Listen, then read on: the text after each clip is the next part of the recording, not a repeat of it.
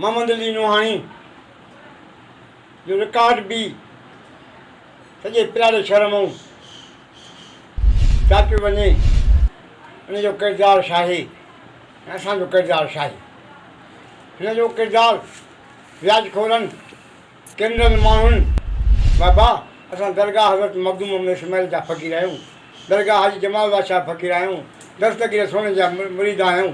असां सभिनी जा दुआगू आहियूं, असां सभिनी सॼे पाकिस्तान जा दुआगू आहियूं, पाक आर्मी जा दुआगू आहियूं, पाक रेंजर जा दुआगू आहियूं, पाक पुलिस सिंध पुलिस जा दुआगू आहियूं ऐं परे पाकिस्तान जा अवाम जा दुआगू आहियूं।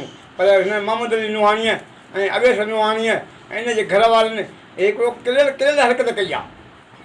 सदाईं कहिड़ो वाए वेला, सदाईं खून ख़राबु हो, सदाईं क़ौम खे ख़राबु करिणो, सदाईं असांखे परेशान करिणो, ॿियनि खे परेशान करिणो, पैसे जे ज़ोर ते असां ग़रीबनि खे परेशान थो करे।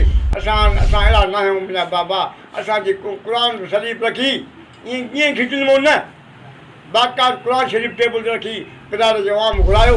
असांजे लाइ कोई चए त बाबा हे हेड़ा आहिनि, हे हेड़ा आहिनि त असांखे गोली हणी जेल फिटी कयो। बाक़ी हर भरू हिननि जे व्याजखोरनि माण्हुनि जो छा ॼाण न करे पाण खे पोचे थो करे, जीअं हिननि खे पुराणी दुश्मनी जो लाइ पाड़े अलाए छा थो करे। हिन जी का ख़बर कोन असांखे थी पई। तंहिंजे करे असां सभिनी खे अपील था कयूं, पूरे पाकिस्तान जे आला अख़्तियारनि खे असांजी हिननि जी जुडिशियल इंक्वायरी कराई वञे ऐं हिननि जे ख़िलाफ़ु एक्शन खयो वञे, अञा असांखे क़ानूनी तहफ़ुज़ फ़राहम कयो वञे। महिरबानी।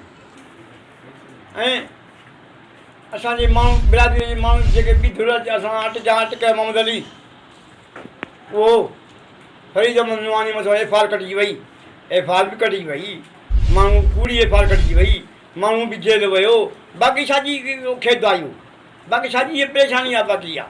तंहिंजे करे असां इहे FIR कटी कयूं, हर शइ थी वियो, माण्हू जेल पहुतो। बाक़ी हाणे तव्हां पियो छा आहे, बाक़ी वरी उहा हिकिड़ी माई FIR कोटाए माण्हू जेल में विझायो, वरी ॿी माईअ खे उछारियो अथऊं त तूं हाणे हीअं चओ कयूं फलाणो फलाण हेॾे अलो ॿिए थिए। इहा सुठी ॻाल्हि न आहे।